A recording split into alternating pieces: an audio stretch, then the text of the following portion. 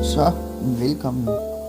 I dag der skal vi lige tage et lille kig på nogle blomster, fordi at jeg har købt nogle blomster. Lego blomster. Yay, jubi.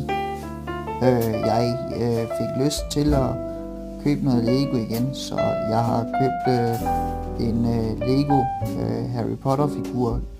Dobby har jeg købt, og så har jeg købt de her Lego blomster, som I kan se foran jer nu.